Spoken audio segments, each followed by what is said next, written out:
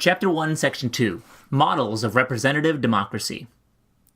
The framers of the Constitution created a democratic republic in which the power to govern comes not directly from the citizens, but rather through representation by elected officials.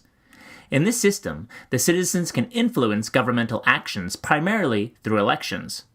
When creating the Constitution and debating what type of democracy the United States should have, the framers drew inspiration from three models of democracy: Participatory, Pluralist, and Elite.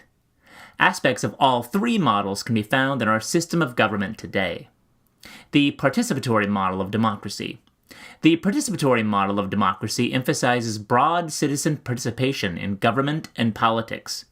Citizens should have the power to exert strong influence on the policy-making process, as well as on the politicians responsible for implementing that policy. While the United States does not have a pure form of participatory democracy, there are instances in which U.S. citizens do broadly participate in government. For example, in state and local elections, citizens may have the chance to vote directly on legislative matters, such as whether to develop a local land area.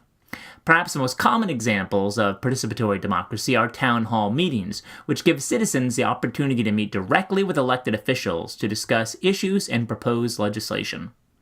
Citizens can ask their elected representatives questions and exchange ideas in a conversational format.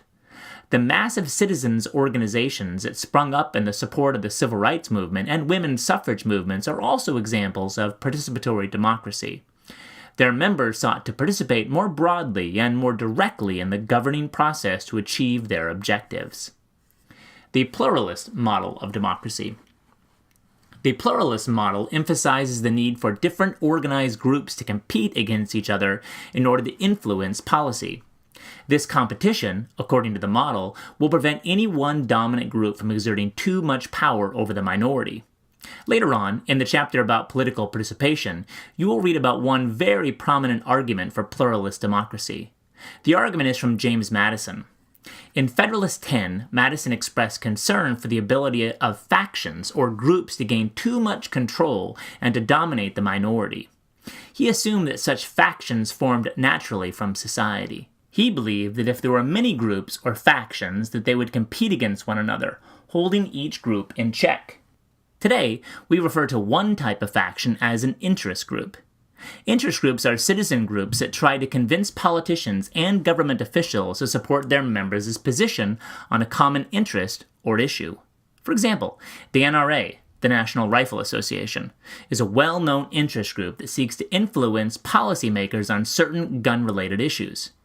AARP, formerly the American Association of Retired Persons, is another example of an interest group with over 35 million members. AARP represents the interests of Americans aged 50 and over. The elite model of democracy. The elite model emphasizes limited participation in politics and civil society. A small number of citizens, often the wealthy and powerful, influence government action. Some framers thought that governmental decision-making should be left up to a small group of well-educated citizens, and not the mass of ordinary citizens.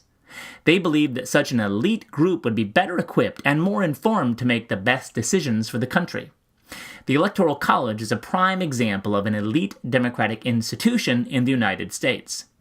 The Electoral College consists of a small group of delegates who are put in charge of selecting the president and vice president every 4 years. Although the Electoral College delegates almost always follow the will of the popular vote in their respective states, this system was put in place to prevent the masses from electing an unqualified president who is unfit for office. The framers of the Constitution debated and combined aspects of these models as they crafted the new government.